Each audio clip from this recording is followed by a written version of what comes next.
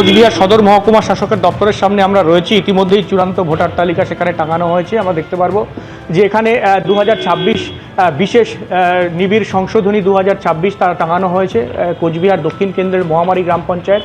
এখানে দেখতে পাচ্ছি যে আন্ডার এডুকেশন এবং এখানে দেখা যাচ্ছে যে যেই নামগুলোর মধ্যে আন্ডার এডুকেশন নেই এবং সেগুলো কিন্তু নামগুলো রয়েছে, এবং কিছু কিছু নাম যেগুলো আন্ডার এডুকেশন রয়েছে, এবং পাশাপাশি এখানে বেশ কিছু নাম রয়েছে যেগুলো কিন্তু তালিকায় যেগুলো নাম রয়েছে ফাইনাল তালিকায়, এবং কিছু কিছু নাম এখানে আমরা দেখেছি যেগুলো ডিলিটেডও রয়েছে।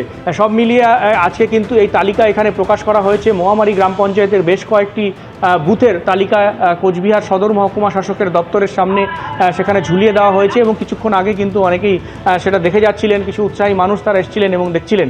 এবং যেটা জানিয়ে রাখি, কোচবিহার জেলায় কিন্তু ইতিমধ্যেই 1,13,000 ভোটারের নাম কিন্তু আগেই বাদ গিয়েছে, এবং এখন বর্তমানে পরে এই যে এর পরে কতটা নাম বাদ যায় সেটাই এখন দেখার, সেই দিকেই কিন্তু রাজনৈতিক মহলের দৃষ্টি রয়েছে।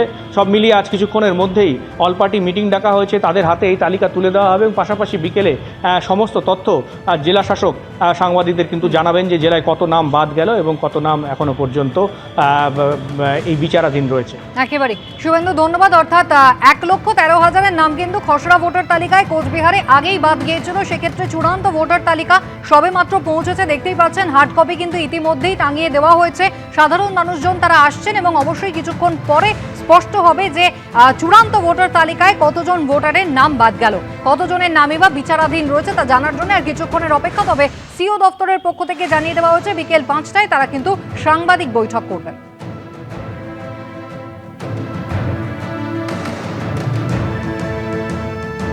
হ্যাঁ, আমি তো বললাম যে আমি যে আপনার এখানে লিস্ট দেখতে এসেছিলাম, আমারটা দেখাচ্ছে আন্ডার প্রসেস।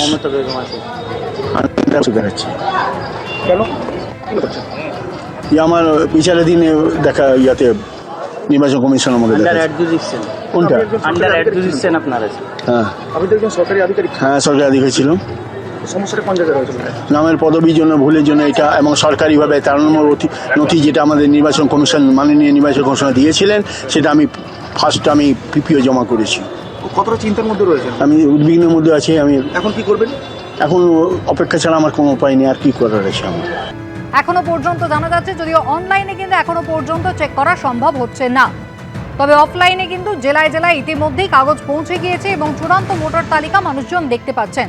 মূলত বিডিও এসডিও অফিসে এবং বিএলও বিএলএ তাদের কাছ থেকেই কিন্তু দেখা যাচ্ছে এই চূড়ান্ত ভোটার তালিকা। এখন যদি বাঁকুড়াটা ধরি, যেটা হচ্ছে 1,32,000 ড্রাফট রোলে ছিল, সেক্ষেত্রে জানিয়ে রাখি যে ওটা এএসডিডি, অর্থাৎ অ্যাবসেন্টি যারা ছিলেন, যারা শিফটেড হয়েছেন, বা ডুপ্লিকেট যারা ভোটার ছিলেন এবং যারা মৃত ভোটার, তাদের নাম বাদ গেছে।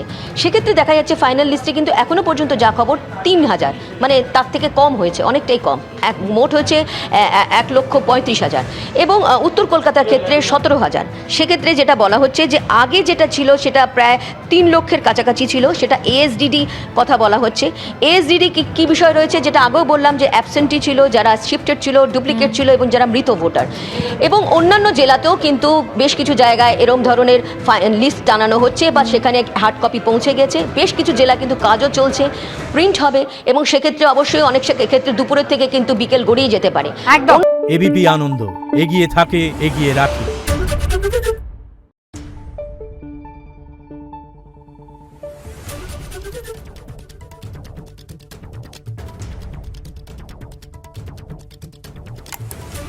Thank you.